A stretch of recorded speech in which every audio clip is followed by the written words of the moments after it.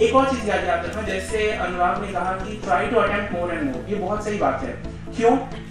क्योंकि जो चेक करने चाहते हैं वो देखते हैं कि यार मान लो इवैल्यूएशन स्टार्ट किए, पहला ही 4 क्वेश्चन वहां छोड़ा हुआ है, तो it will send a what, a negative feedback, यार ये क्या बंदा है, इसको जब ये क्वेश्चन पूरा नहीं कर पाता अच्छे से तो व्हाट डिस्ट्रिक्ट ये संभालेगा, क्या क्या नहीं संभालेगा डिस्ट्रिक्ट ये, तो वो ऐसी नेगेटिविटी आ जाता है, वो रिफ्लेक्ट होता है फिर मार्किंग में, ऐसा होता है। तो उसके लिए try to attempt maximum questions और try to attempt full also. लेकिन ये भी एक बात है, आयरनिकल है कि तुम्हें अगर 100% क्वेश्चंस है मेंस में तो 100 में से 60 ही आएगा, 40 आएगा कभी नहीं, ऊपर से जाएगा, बाउंसर रहेगा।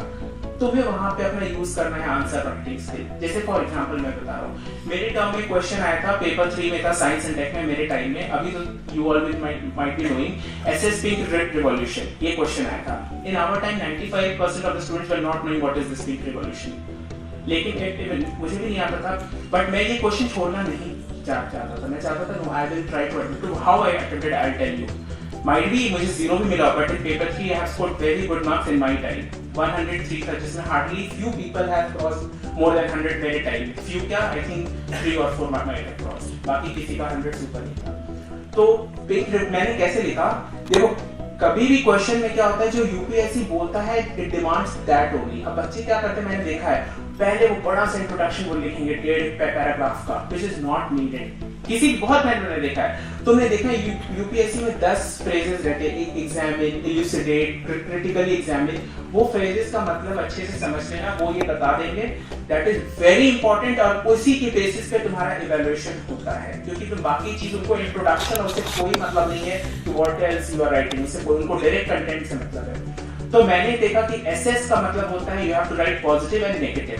तो द क्वेश्चन ने ये नहीं पूछा है व्हाट इज पिंक रिवॉल्यूशन, ये नहीं पूछा है, तो मुझे आता नहीं था, तो मैंने क्या किया, बस एक लाइन में कुछ लिख के स्टार्टिंग में, और then I started positives of pink revolution.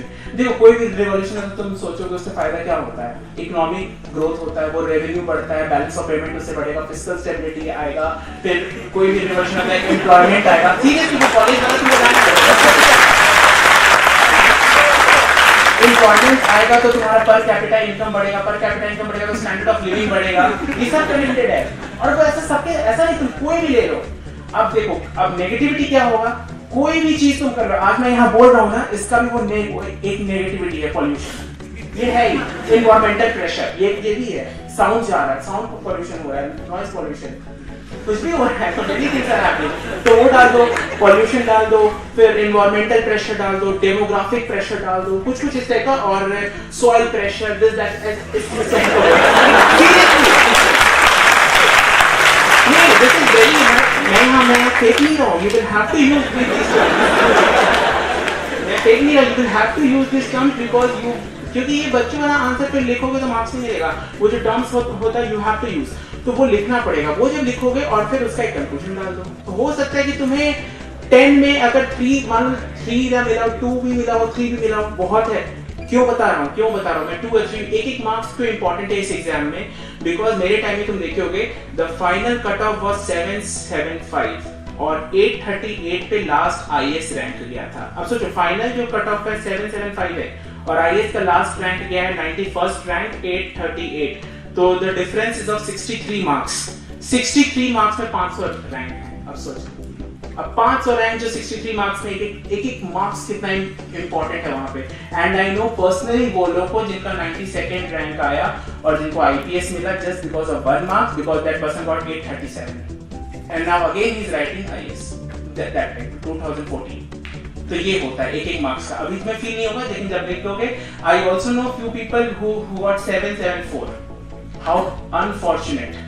775 was the final cutoff, 774 that person got. So you can imagine the importance of 1 mark. तो ये जो मैं ट्रिक बताया that is इसीलिए भाई एक मार्क्स इंपॉर्टेंट है। मैंने जो अपने पेपर में मेंस में मैंने एक भी क्वेश्चन छोड़ा नहीं था। मुझे नहीं आते थे, बहुत सारे नहीं आते थे frankly speaking, but I didn't leave any question. I tried all और जहाँ जो भी हो सके I tried to write और मुझे काफी अच्छे मार्क्स मिले मेंस में। So I think I'm very much जो अनुराग ने बोला is very much true. सही बात है।